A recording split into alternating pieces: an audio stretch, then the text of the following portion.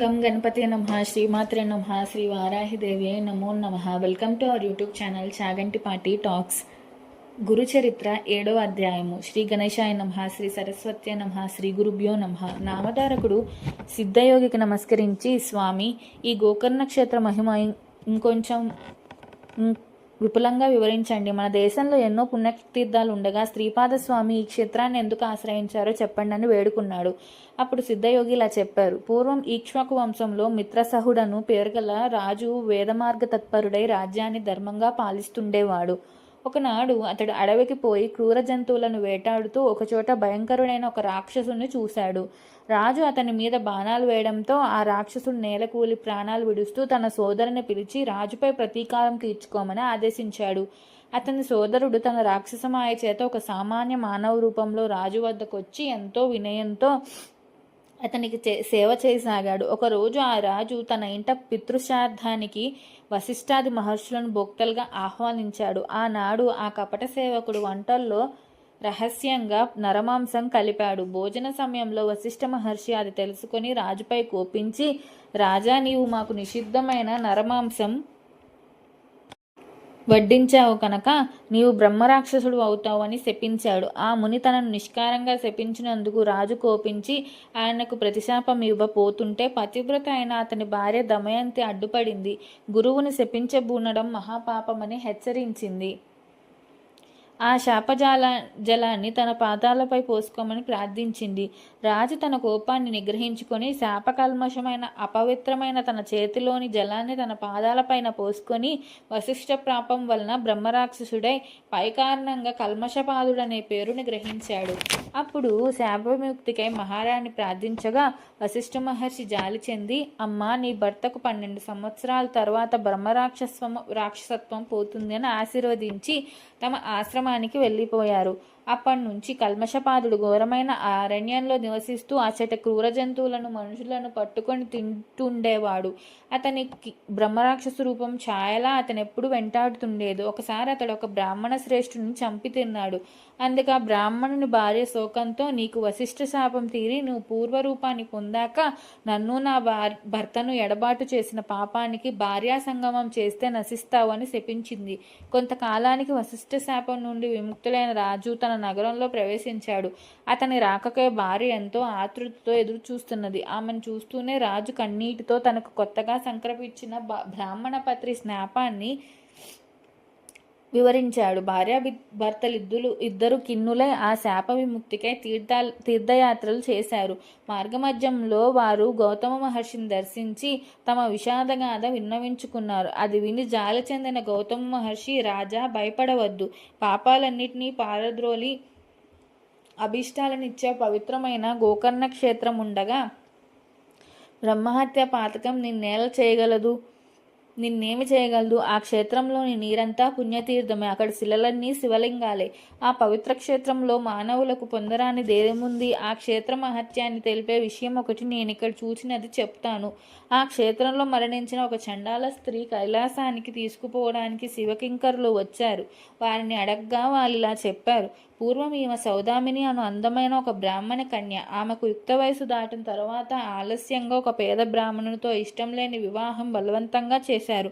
కొంతకాలానికి ఆమెకు పిల్లలు కలగకముందే ఆ బ్రాహ్మణుడు మరణించాడు. ఆమె కామవశం చేత ఒక కోమటివాడిని ఉంచుకున్న జారత్వం ఎన్నటికీ దాగదు కదా. త్వరలో ఆ రహస్యం బంధువులందరికీ తెలిసి వారు ఆమెను వెలవేసి ప్రాయశ్చిత్తం చేసుకున్నారు. అప్పటి నుండి ఆమె నిర్భయంగా ఆ వైశ్యునితో జీవనారంభించింది. అతని దుస్సాంగత్యం వల్ల మద్యపానానికి కూడా అలవాటు పడింది. ఒకనాడు ఆమె కళ్ళు తాగిన మైకంలో ఆవు దూడను ఒకదాన్ని మేక అనుకొని చంపి దాని తలని మర్నాటకని దాచి మిగిలిన దేహాన్ని వండుకొని భుజించింది. మర్నాడు విటుడు రాగానే ఆమె వంట చేయబోయి ఆవు దూడ శిరస్సును చూసి నిజాన్ని కప్పిపుచ్చుతూ, అయ్యయ్యో, ఆవు దూడను పులి తినిపోయిందని వలవల ఏడ్చింది. ఆమె ఇటువంటి పాపాలు అనేకం చేసి నరకంలోని శిక్షలను అనుభవించి కర్మశేషం వలన ఈ జన్మను పొందింది. ఈ జన్మలో ఆమె పుట్టుగుడ్డి కుష్ఠరోగి కొంతకాలం పాటు తన తల్లిదండ్రుల చేత పోషించబడింది. వారు మరణించాక దిక్కులేనిదై ఆకలితో అలుమతిస్తూ ఒక శివరాత్రి నాడు అందరినీ భిక్షం కోసం యాచించింది. ఆనాడు ఆ అన్నం ఎవరు వండరు గనక ఆమె చేతిలో కొద్ది మారేడు దళాలను మాత్రమే ఉంచారు. అవి తినడానికి పనికిరావని తలచి ఆమె వాటినన్నిటినీ జార విడిచింది. ఆ బిల్వమంతా ఒక లింగం మీద పడింది. అది ఆమె చేసిన శివపూజ. ఆ రోజంతా తిండి లభించినందువలన ఆ రాత్రంతా ఆమెకు నిద్ర రాలేదు. ఈ విధంగా ఆమె ఉపవాసము జాగరణ కూడా చేసినట్లయింది. ఆ రోజంతా ఆమె శివనామ సంకీర్తన విన్నది. తెలియక చేసిన ఆ వ్రతం వలన ఈమె పుణ్యాత్మురాలైంది. ఇప్పుడు ఈమెను కైలాసానికి తీసుకుని రమ్మని మమ్మల్ని శంకరుడు పంపాడు అని చెప్పారు. అప్పుడు ఆ శివదూతలు ఆమె మృతదేహంపై అమృతం చల్లి దేవ విమానం మీద ఆమెను కైలాసానికి తీసుకువెళ్లారు.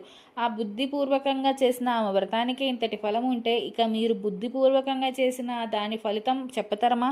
కనుక ఓ రాజా, నీవు గోకర్ణ క్షేత్రానికి వెళ్ళి మహాబలేశ్వరుని సేవించు, బ్రాహ్మణీ శాపం నుండి విముక్తుడవుతావు అని గౌతమ మహర్షి ఆ క్షేత్ర మహత్యాన్ని ఇంకా ఇలా వివరించారు. గోకర్ణం అంతటి పవిత్ర క్షేత్రం ఇంకొకటి లేదు. మిగిలిన క్షేత్రాలన్నీ చంద్రుడు నక్షత్రాల వంటివి అనుకుంటే గోకర్ణం పాపమనే కారు చీకట్లను నశింపచేసే సూర్యుడు వంటిది. ఆ క్షేత్ర దర్శనం స్మరణముల వలన కూడా సర్వ పాపాలను నశిస్తాయి.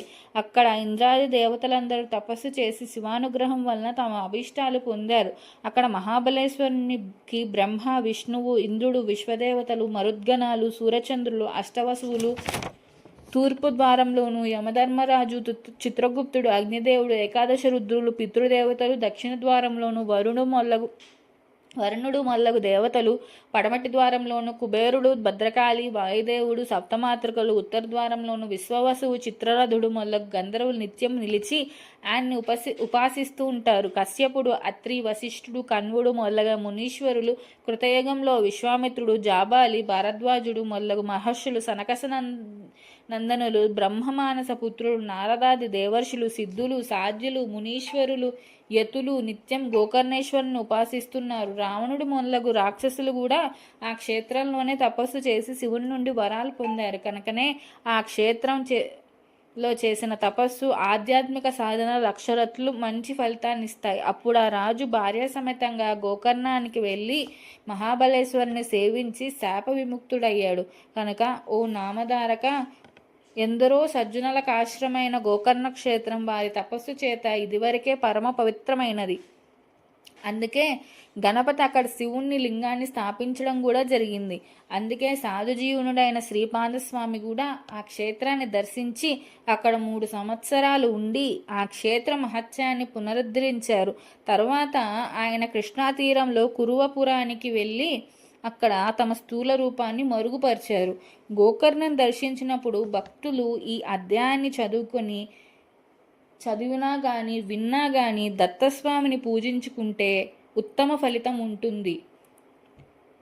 7వ అధ్యాయం సంపూర్ణం. శ్రీ దత్తాయ గురువే నమః. శ్రీవల్లభాయ నమః. శ్రీ నృసింహ సరస్వత్యే నమో నమః. Please subscribe our channel. Thank you.